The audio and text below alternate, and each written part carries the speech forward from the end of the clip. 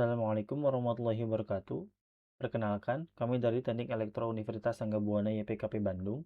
Dan kali ini kami akan membahas telaah tentang penerapan Internet of Things atau IoT sebagai pendukung smart system di Indonesia.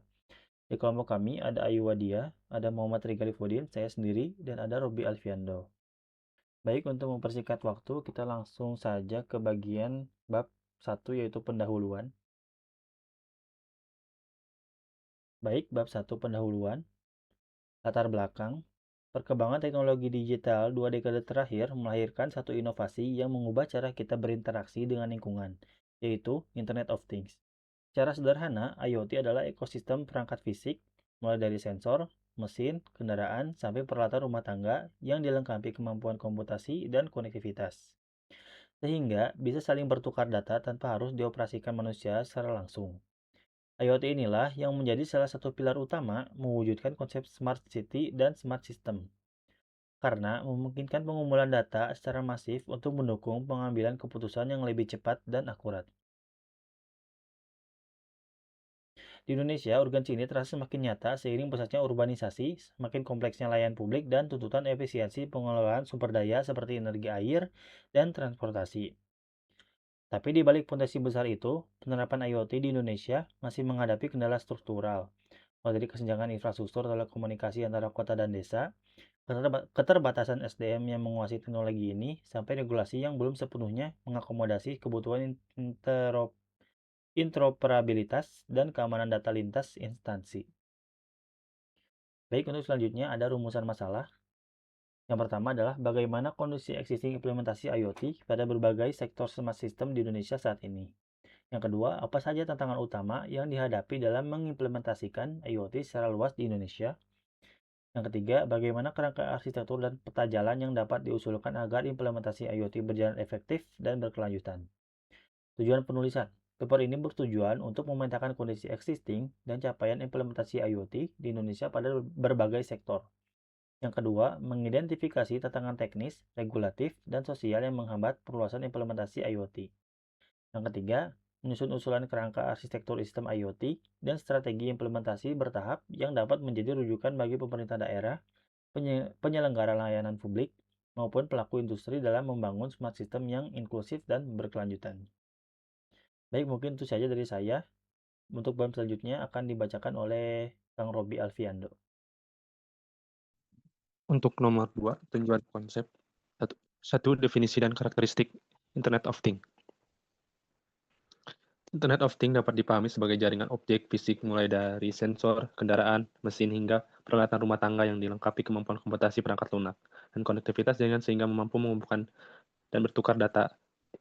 Karakteristik utama IoT mencakup 3 hal. Pertama, kemampuan sensing atau penginderaan kondisi fisik lingkungan. Kedua, konektivitas yang memungkinkan data dikirim melalui jaringan komunikasi. Dan ketiga, kemampuan pemrosesan data menjadi informasi yang dapat ditindaklanjuti baik secara otomatis oleh sistem maupun oleh pengambil keputusan.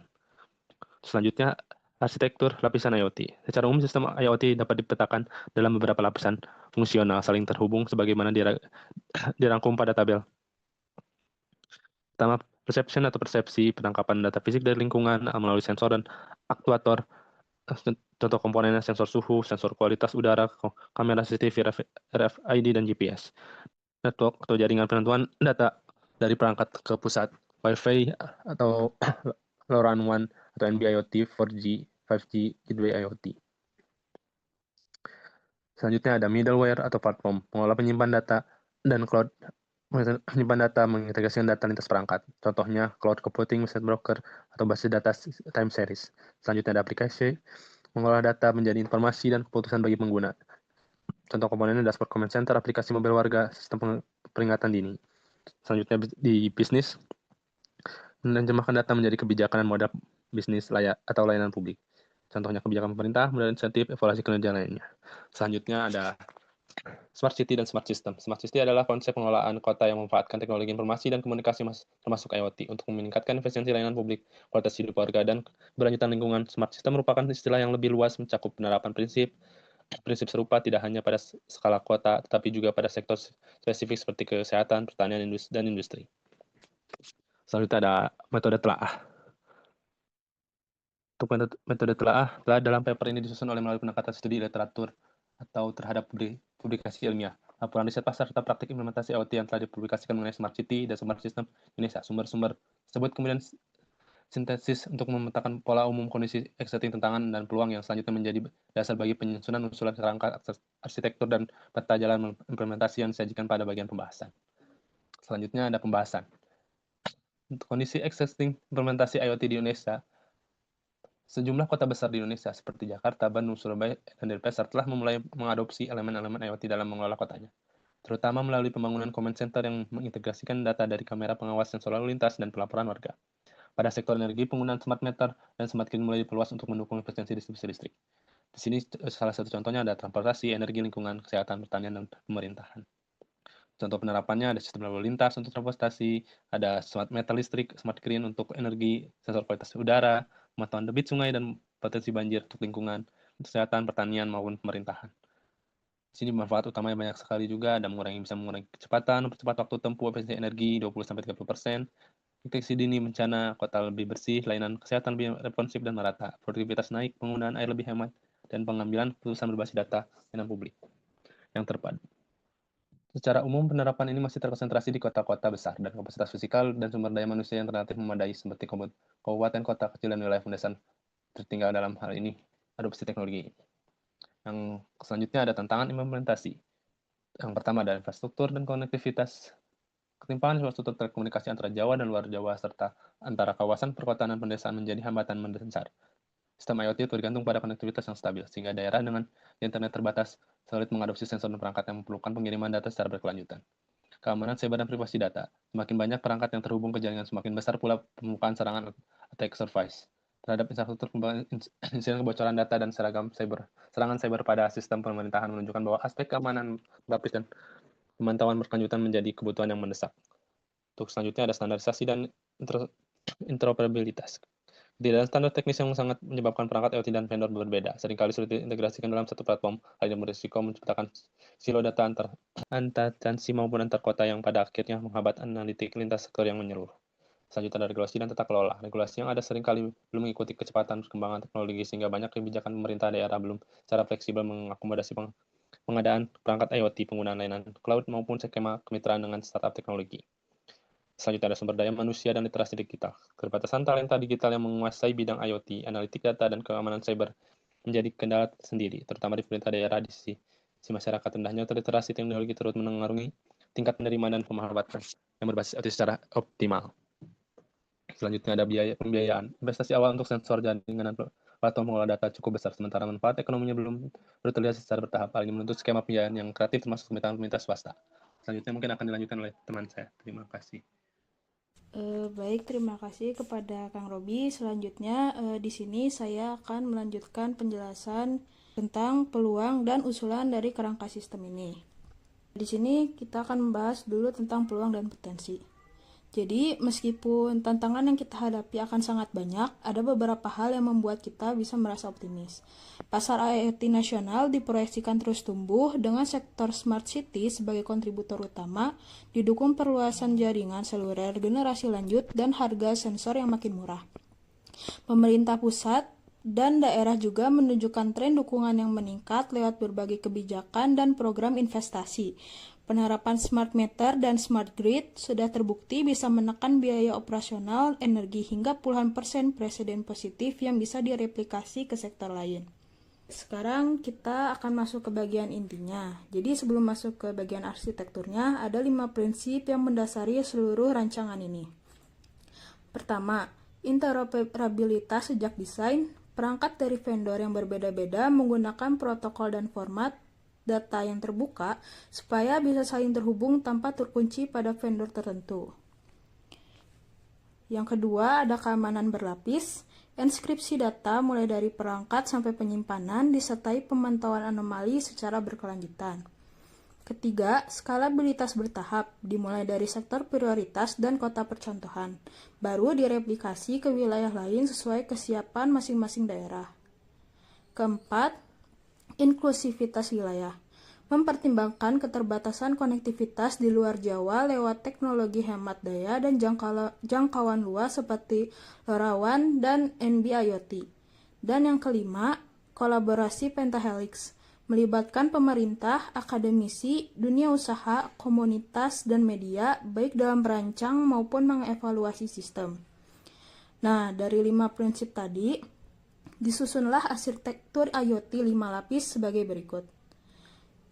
Lapisan pertama, perangkat dan sensor di lapangan yang disesuaikan dengan iklim tropis dan kondisi kepulauan di Indonesia. Lapisan kedua, jaringan yang menggabungkan konektivitas seluler di kondisi besar dengan jaringan hemat daya seperti LoRaWAN atau NB-IoT untuk wilayah dengan infrastruktur terbatas. Lalu lapisan ketiga, platform data terpadu di tingkat daerah maupun nasional, yang menerapkan standar data terbuka supaya tidak terjadi silo data antar instansi. Lalu lapisan keempat, aplikasi, berupa dashboard bagi pengambil kebijakan dan aplikasi pelaporan bagi warga. Dan lapisan terakhir, tata kelola yang mengatur regulasi, pembagian kewenangan antar instansi, serta mekanisme evaluasi kerja sistem secara berkala. Nah, lapisan tata kelola inilah yang menjadi kekhasan usulan kami dibanding kerangka IoT pada umumnya yang biasa hanya berhenti di 4 lapisan teknis. Alasannya, berbagai kajian menunjukkan bahwa kegagalan implementasi IoT di Indonesia lebih sering disebabkan oleh persoalan kelembagaan dan regulasi, bukan semata keterbatasan teknologi. Jadi, lapisan tata kelola sengaja ditempatkan setara pentingnya dengan 4 lapisan teknis lainnya. Sekarang kita akan membahas tentang peta jalan implementasinya. Di sini dibagi menjadi 4 fase. Fase pertama yaitu fondasi di tahun pertama. Fokusnya pemetaan kebutuhan, penetapan standar data dan interoperabilitas, serta penguatan regulasi keamanan data daerah dengan target keluaran berupa cetak biru arsitektur IoT daerah. Lalu fase kedua, percontohan di tahun pertama sampai ketiga. Implementasi bertahap di 2-3 sektor prioritas, misalnya lalu lintas, energi, dan lingkungan di kota percontohan sampai menghasilkan command center terintegrasi. Lalu fase 3 tentang perluasan di tahun ketiga sampai kelima. Replikasi ke kota dan kabupaten lain, integrasi lintas sektor dan lintas daerah, sekaligus pelatihan SDM digital berkelanjutan. Yang terakhir, fase 4, optimalisasi di atas 5 tahun. Penerapan analitik lanjutan berbasis AI di atas data IoT yang sudah terkumpul menuju smart system yang adaptif dan model bisnis yang mandiri. Lalu, ada pun 5 strategi pendukung supaya peta jalan tadi benar-benar bisa berjalan. Yang pertama, penguatan regulasi turunan soal perlindungan data dan pribadi dan interoperabilitas sistem elektronik di tingkat daerah, selaras dengan kebijakan nasional. Yang kedua, pembentukan pusat unggulan IoT di tingkat regional untuk pelatihan SDM dan berbagi praktik baik antar daerah. Yang ketiga, skema insentif fiskal bagi pemerintah daerah dan mitra industri yang berinvestasi pada infrastruktur IoT yang interoperable. Yang keempat, program literasi digital masyarakat supaya layanan berbasis IoT seperti aplikasi pelaporan warga bisa diterima secara luas. Dan yang terakhir, evaluasi berkala berbasis indikator kinerja kunci untuk memastikan investasi IoT benar-benar berdampak nyata pada efisiensi layanan publik.